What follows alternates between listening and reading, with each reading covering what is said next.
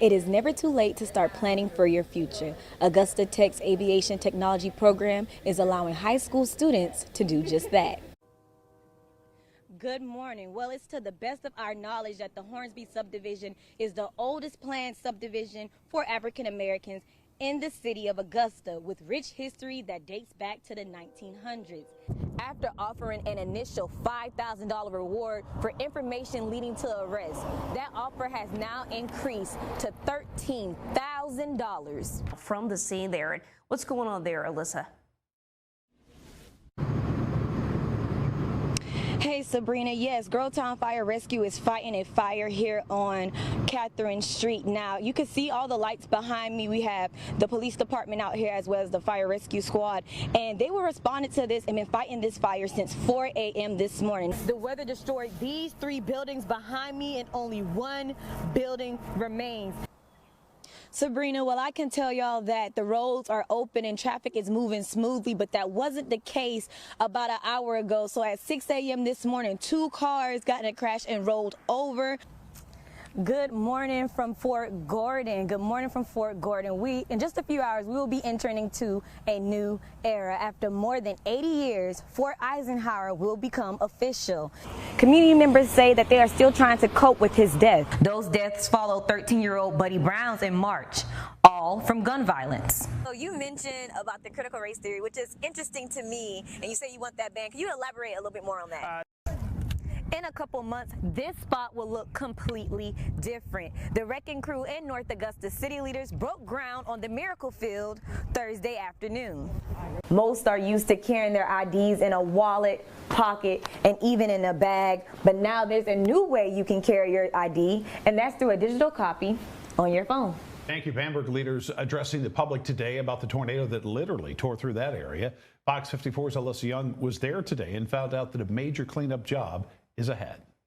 Kim, Trent, the National Weather Service has a team in Bamberg that has been surveying the area all day. Earlier this afternoon, they held a press conference where they confirmed that a tornado did pass through.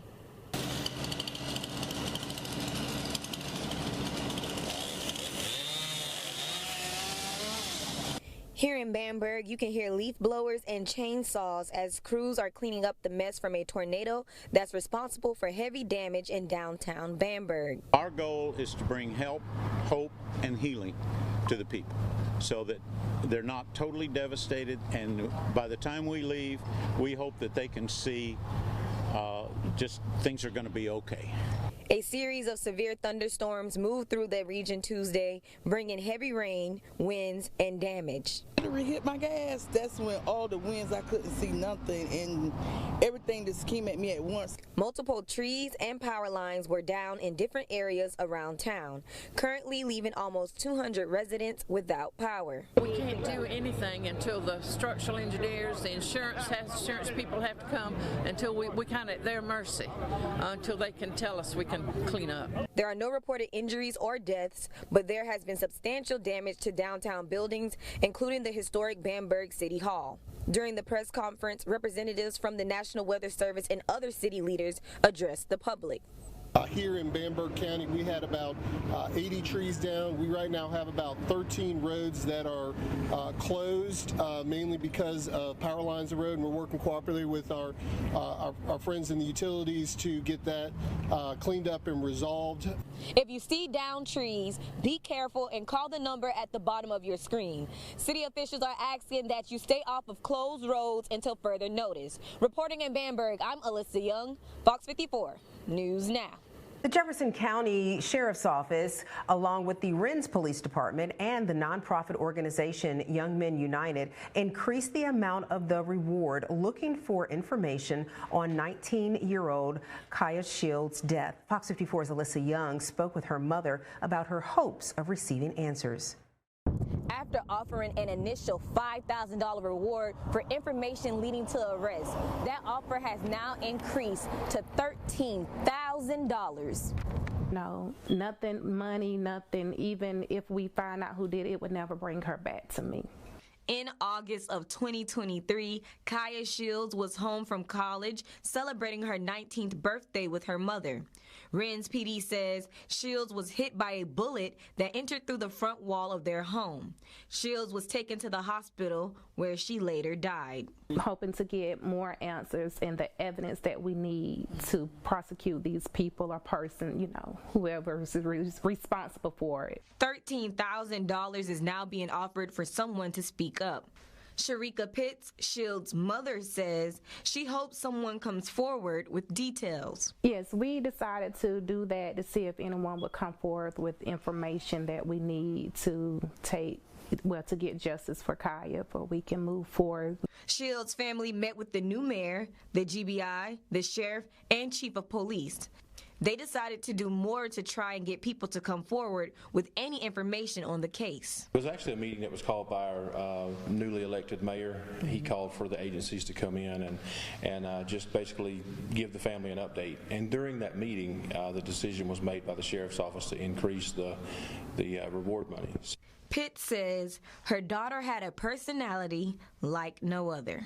Kaya was a free spirit. She was kind, she was smart, she was beautiful, she was the life of the party. She was, you know, she was my world.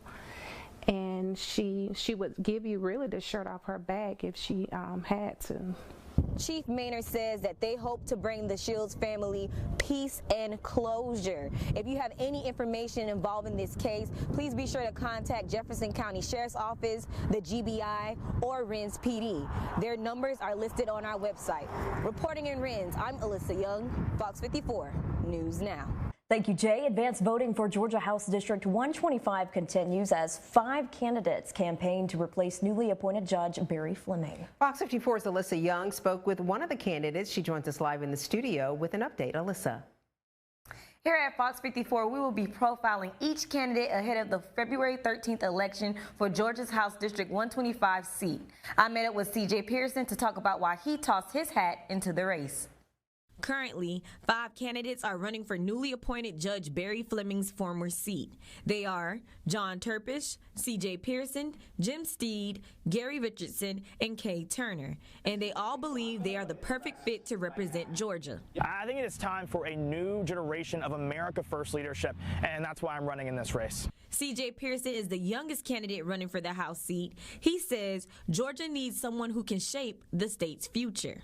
I am the future of this great state, and I've got to tell you that because of that reason, I am going to fight as hard as I can to save our state, to implement policies that get our economy going again. Pearson's eligibility has been questioned not only in the media, but during the candidate forum. But just to clear the air once again, have you ever lived in California? Well, I've crisscrossed the country fighting for the conservative values, that I've always believed in. At a time, I worked for PragerU, which is based in California, so I spent some time over there, when I was filming projects and whatnot. But Columbia County has always been my home. I've always been a registered voter right here in Columbia County. I've always paid Georgia state income taxes. Georgia has always been my home. Pearson says he wants to be a conservative fighter for the people. He's running to keep Georgia, Georgia, and protect the traditional values. One of the platforms Pearson is running on is to remove the critical race theory from schools. So you mentioned about the critical race theory, which is interesting to me, and you say you want that banned. Can you elaborate a little bit more on that? This forced victimization down the throats of young black children. I got to tell you, I've been black all my life, and I have not suffered consequences because of that blackness. I think that we should not treat, being black in America as if it's a disability. Pearson says the community is in a position to save the state, and another go-along, get-along Republican cannot be elected. Live in the studio, I'm Allissa Young, Fox 54 News.